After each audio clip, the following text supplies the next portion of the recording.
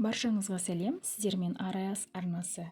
Бүгін таңқурай жайлы пайдалы ақпаратпен бөлісемін. Видеоны соңына дейін қарап, арнама тіркеліп, қоңыраушаны басуды ұмытпаңыз. Таңқурай денсаулыққа өте пайдалы жидек түрі.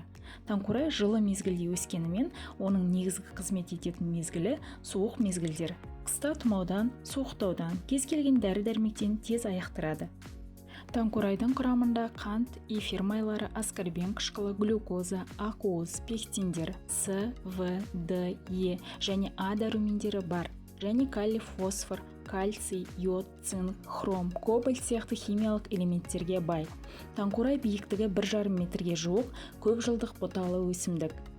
Таңқурайдың құрамындағы салицил қышқылы денедегі ыстықты түсіреді. Бұл жидектің тер шығаратын әсері де бар. Оған қоса таңқурай антитоксиндік қан тоқтататын қасиетке ие.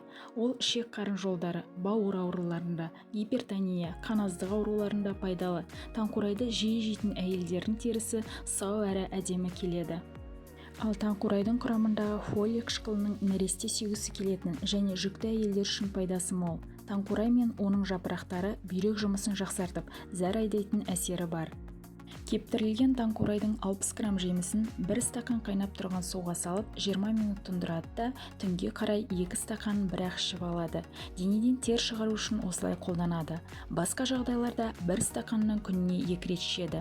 Тамақ шаю үшін 10 грамм жемісті 1 стақан қайнап тұрған суға салып тұндырады. Оның гүлдерінен тұнбаны былай жасайды. 20 грамм таңқурайдың гүлін алып 1 стақан қайнап тұрған суға салады да 20 минут тұндырады. Даяр болған дәріні 1 ас қасықтан күніне 3 рет ішеді. Таңқурайдың жас жапырағынан май дәріні жасау әдісі. Жапырақтардан сығып алынған сөлдің бір бөлігін сиыр майының 4 бөлігімен араластырады.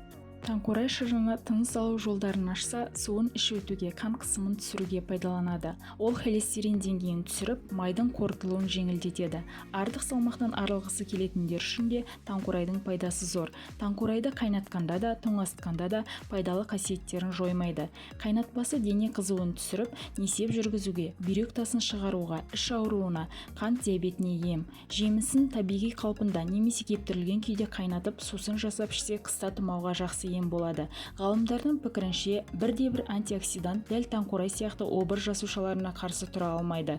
Осыған орай, ол обыр дертіне қарсы тамаша шипалы дәрі болып саналады. Достар, келесіде қандай ақпаратпен бөліскенімді қалайсыздар? Комментарийға жазып, өз ой-пікірлеріңізді қалдырыңыздар. Жаңа видеоны жіберіп алмас үшін арнама тіркеліп, қоңыраушаны басуды ұмытпаңыз.